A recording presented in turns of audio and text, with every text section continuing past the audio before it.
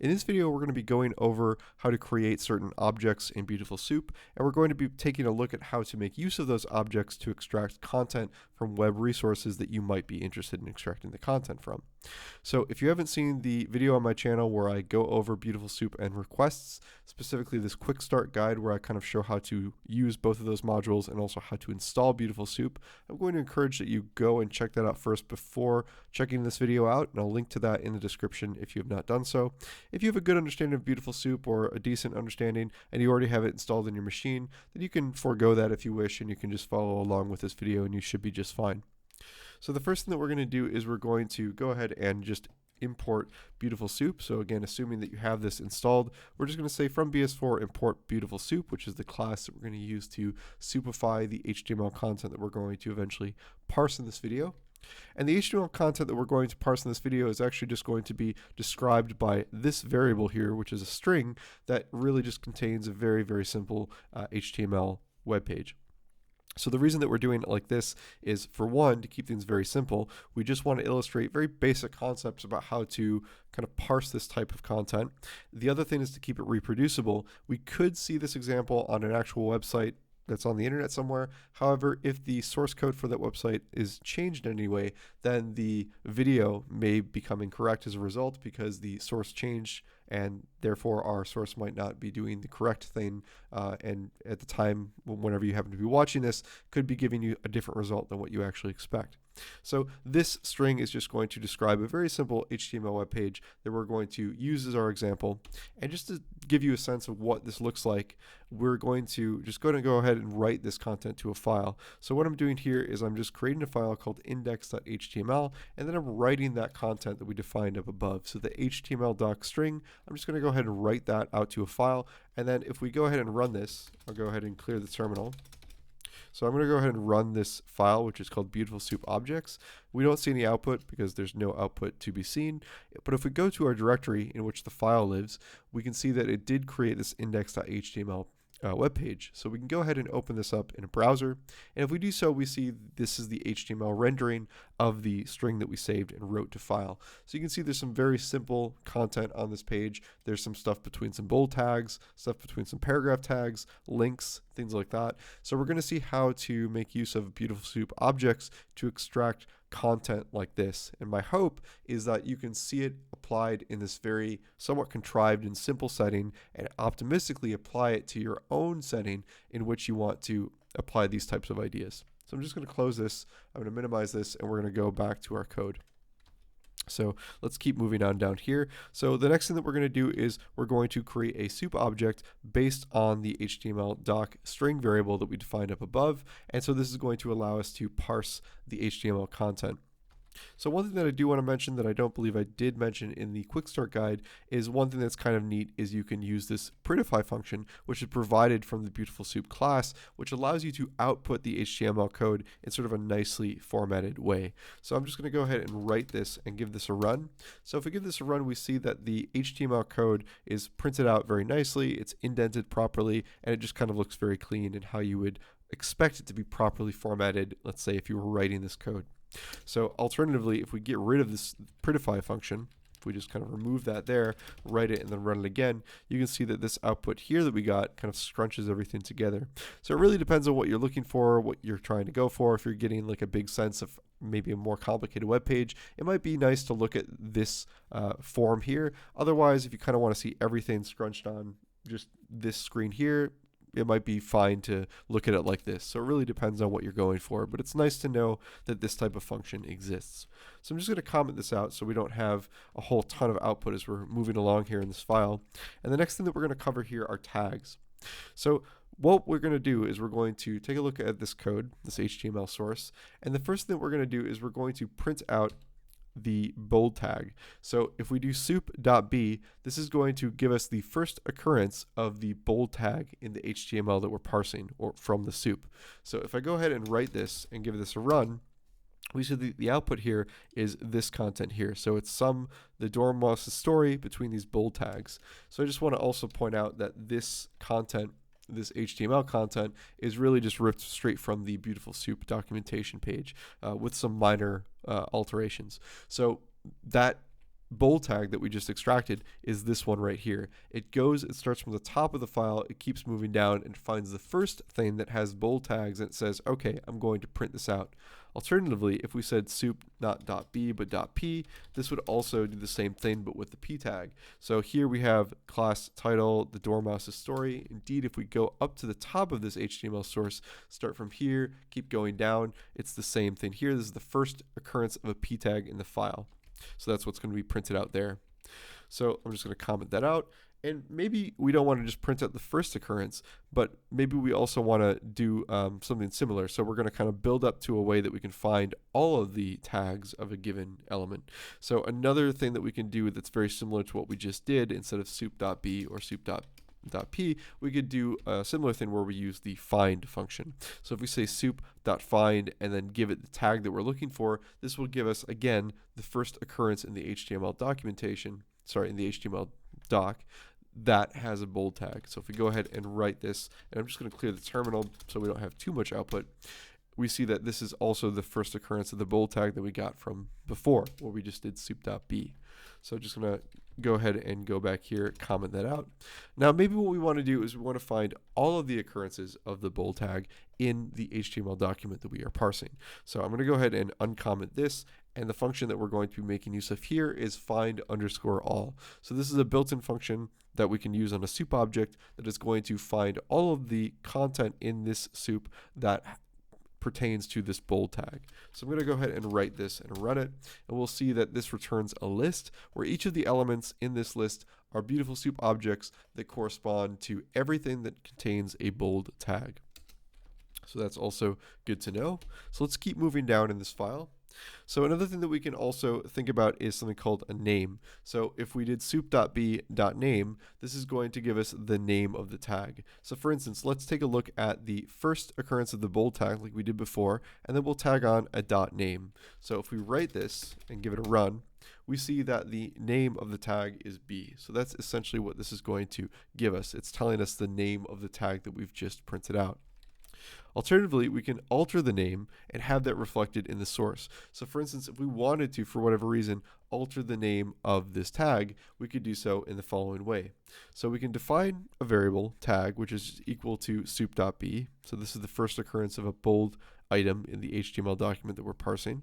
We can print that out just to see what that is. So I'm going to comment this out so we don't get too much output. So we've created, just to refresh, we've created a variable called tag, which is equal to soup.b, the first bold occurrence in the HTML document. We're going to print that out. We're going to see what that corresponds to, which is something we've already seen before.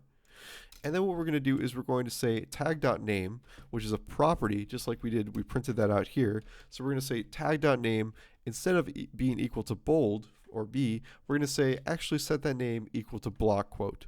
So it's just some other thing. We could set it equal to whatever we want. I'm just using block quote as an example. And then what we can do is we can print out the resulting tag. So what we've done is we've found the tag, which is the first bold one, printed that out to verify what that was, and then we've actually altered. This is a mutable object. We're actually altering the bold content of this tag into a block quote. And if we go ahead and print that out, we'll see that this is no longer between B, but it's between block quote. You can see it starts and finishes with this tag block quote now. So I'm just going to comment that out there. And let's keep moving on. So let's go on to attributes. So let's go ahead and say that we want to define a given tag, just like kind of how we did before here, where we're finding the, in this case, the third element of the list that is returned for all of the bold objects that we're looking for in the HTML document. So if we go ahead and go back up to our source, remember that when, actually let me not even go up that high, but if we went back to this function here where we found all of the bold tags, remember that returned to us a list of all of the Beautiful Soup objects that corresponded to a bold tag in our HTML document. So what I'm essentially doing here is I'm saying find all of those elements and just give me the element index 2 of that list, and then let's just print that out just to see what we got. So we'll go ahead and do that. So in this case, it's a bold tag that has ID is equal to 1, and then in between that is this name test1, and then it's the end of the bold tag. So let's go ahead and work with this and see what we can do. So this specific tag, as we saw, has an attribute. So it's a bold tag, but it has an attribute inside of it, which is called ID. So we can actually access that attribute by saying tag and then using the array index notation. So it's overloaded that if we can access the ID field of this by saying tag open square bracket ID close square bracket, which is the name of the attribute that we want to access. If we go ahead and write that, we can see that the value of the ID field that we just accessed is equal to 1, and that's what's being printed out there. So it's kind of cool. So we can move right along and see sort of another example of this thing. Let me just comment these lines out so we don't get too much output. I'll go ahead and clear the terminal as well. So now let's go ahead and consider another tag for the sake of example. So I'm also creating another variable here, which I'm calling tag, and now I'm just going to print that out to see what we have. So this is the index 3 element of the list that is returned from all of the bold tags on our page. I'm just going to go ahead and write this and run it. So now this time we have another bold tag which has not just one attribute. So before we had one that was just one attribute, which was ID. Now we have some other attribute which is called another attribute, which is also something else. So notice that this ID is pretty widely used in HTML. You'll see like a lot of different elements will have IDs equal to something, and this another attribute is not typically used. It could be anything else in the whole world. What we're going to see here is a way that we can extract not just one attribute, but also this attribute as well. So if we kind of move right along here, we can say print out tag ID, just like we did before, where we're printing out the attribute of the tag that we've defined up here that has the field ID. And then we can also do the same thing for another attribute, which is the name of the other attribute that we're trying to access. So if we write this and then run it, you'll notice that it was able to successfully do it for ID. So the ID was equal to very bold, that's printed out here. And then another attribute, we printed that out as well, and that's equal to 1.